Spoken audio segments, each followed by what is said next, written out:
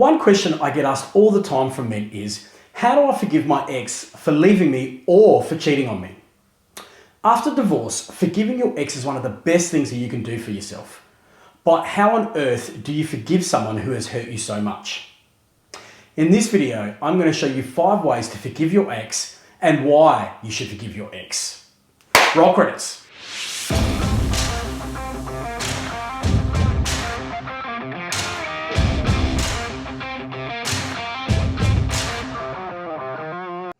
Gentlemen, my name is Spiros Janakopoulos and welcome to the G-Man YouTube channel. What is a G-Man, you ask? Well, a G-Man is a great version of yourself. G-Man is all about thriving after your separation or divorce and moving on with that next chapter of your amazing life. What does a G stand for in G-Man? Well, it can stand for many things such as greatness, gentleman, giving, grounded, and as I always say, gorgeous.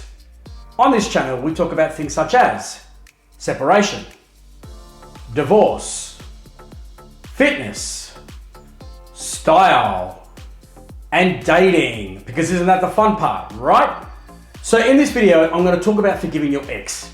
Now, I know something about forgiving your ex because I had to forgive my ex, and look, it's not easy. It is really fucking hard, okay? But it's really, really important that you've got to do it because forgiving your ex is not about her. It's about you. It's about releasing that negative energy that you've got inside that's bubbling you up and really making you an angry person. Forgiveness releases you to move on and begin your new life. It means that you're stepping out of the role of being the victim and turning into the hero. Forgiveness is one of the most misunderstood concepts. People often express clichés such as forgive and forget, as if it's an easy process. However, the importance of forgiveness takes on a whole new meaning after divorce because no one marries with the intent of divorcing. People often relate forgiveness as a sign of weakness, but it's far from weakness. It takes strength to forgive someone.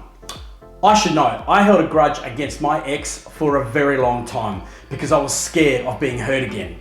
But once I understood it takes courage to forgive someone who you believed wronged you, and that it's not just about accepting or excusing their behavior, I was free to forgive my ex and myself for the pain caused during our marriage. So how do you forgive your ex? Forgiveness isn't a one-size-fits scenario. It takes time. Celebrate the small wins and the smallest victories and just keep going. Here's how to do it. Number 1, embrace positivity. Negativity makes it difficult to forgive and move on. Find an activity that you feel makes you feel empowered.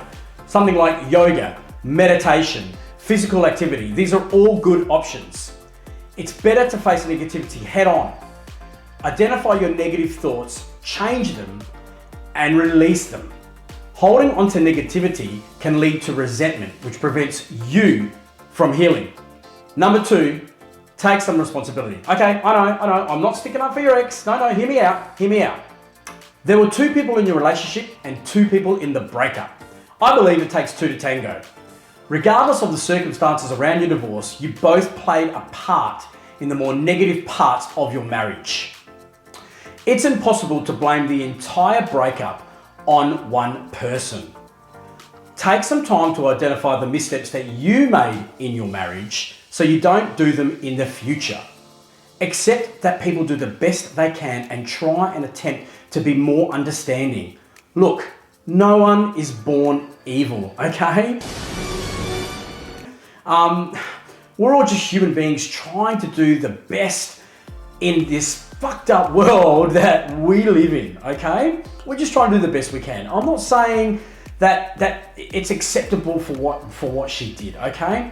But understand that it takes 2 people to break up a marriage, okay? I know that there are gonna be a lot of guys out there that are gonna be quite angry with me and think I'm wrong on this, but I truly believe it because in my marriage, even though that was my ex that cheated on me and had an affair, I know that I played a part in the marriage breakup and I know what I did wrong and I don't want to do those things again ever again, okay? Accept that people do the best they can and try and be a bit more understanding.